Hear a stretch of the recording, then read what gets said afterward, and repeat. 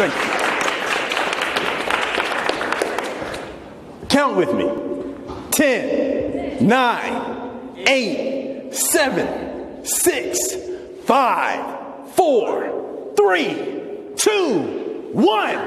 Happy New Year! Is it already 2 weeks later? Seems like only a few minutes ago we were closing the book on an old year and opening the book on a brand new year. And with every new year came the sound of New Year's resolutions.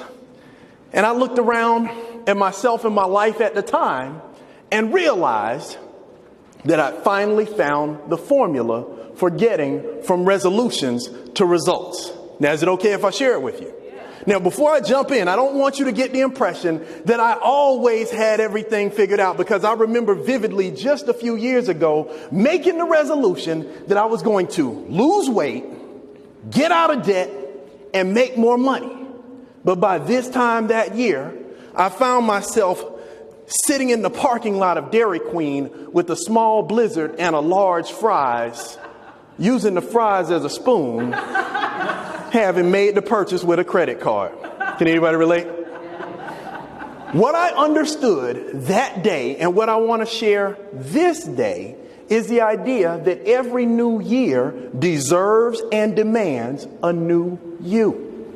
In order to get different results, I couldn't bring the same me that I kept bringing into every other year, thinking something different was going to happen. For my resolutions to work, I had to have an evolution, and in the middle of that was revolutionary warfare. I mean revolution, the way that you go and fight and form a new government and a new country, not revolution the way you go around and around and around, creating the same result.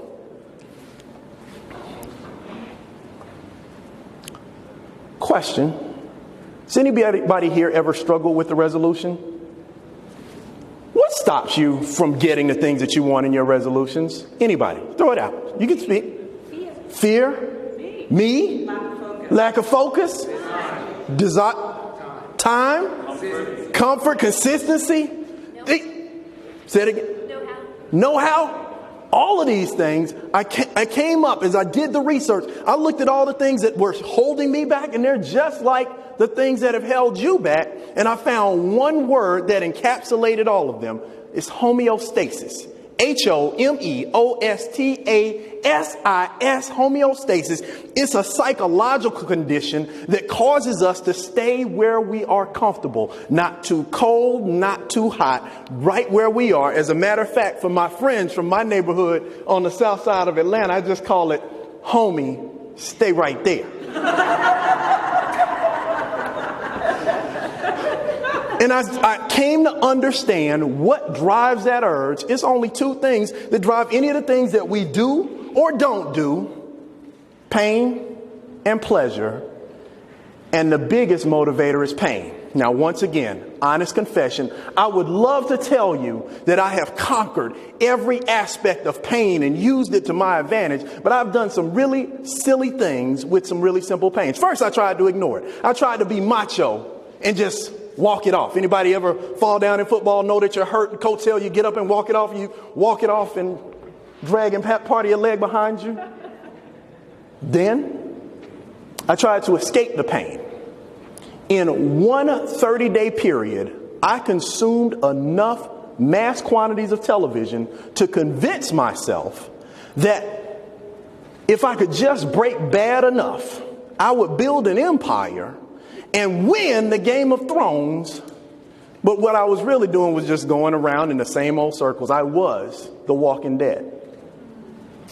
And then last, tried to drown my pain in a bottle of vodka.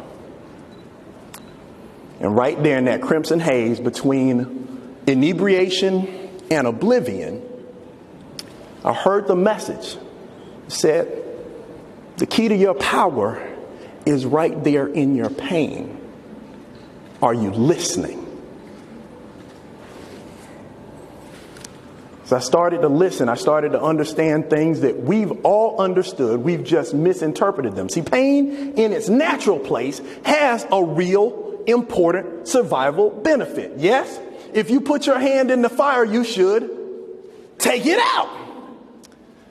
But because of our powers of imagination and mental gymnastics, I found ways to create pain from things that were not, in fact, painful, and they caused me not to take action on the very things that I said I would do.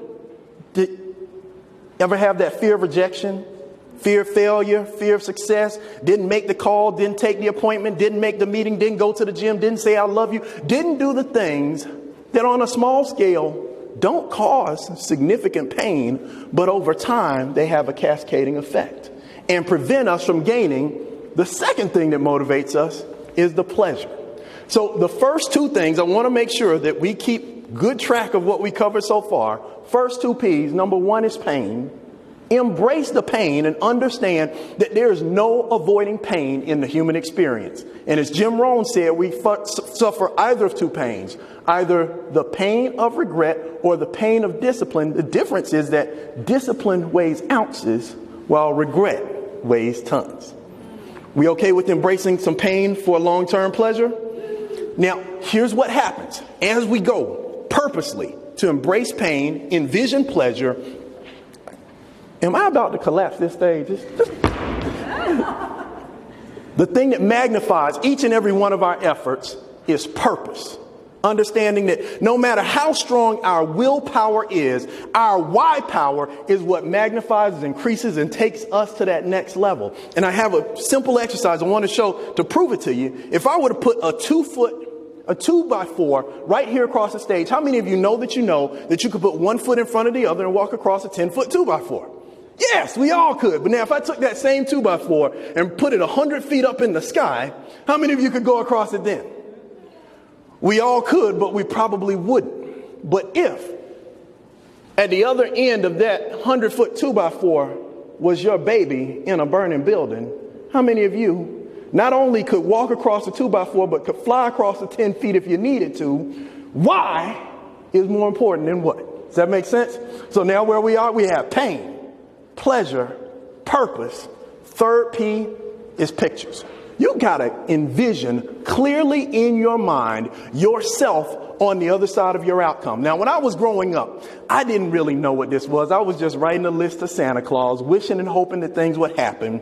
As I got older and started to study attraction, they say in the law that there's a thinking stuff which permeates and penetrates everything in the universe, and a thought in this substance produces a thing imagined by the thought. How many of you want what you want? Well, we got to think about it in pictures, clearly, vividly in our mind, and get those pictures over and over and over repeated so that we can create different outcomes. And as I started to build my picture, I started to realize I had a problem. My house was dirty. So right there, while I was building my vision board, on the left of me was a stack of bills. On the other side of me was a stack of business work. And right there in front of me was all of the clutter and chaos from my friends' Facebook and email. I needed to purge. And you probably do too. You got to look at all the things that are in the picture of what you want and figure out the things that don't belong there and start systematically purging those toxic relationships, conversations, and individual conflicts that drive you away from your purpose so that you can stay clear and focused on where you want to go, what you want to do, and who you'll be. Does that make sense? So, in recap of the first 5 P's, which cover what we do mentally, our mental work, we're going to embrace pain so that we can experience and envision the pleasure associated with our purpose while driving consistently to have that picture of ourselves as we'll be, purging all the toxins, poisons, and chaos that clutter us and drag us back to our old selves.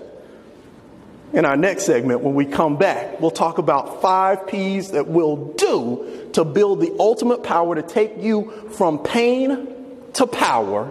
You'll go from resolution through revolution into that evolution. And the me you see is the me you'll be. Let's blow it up. Thank you.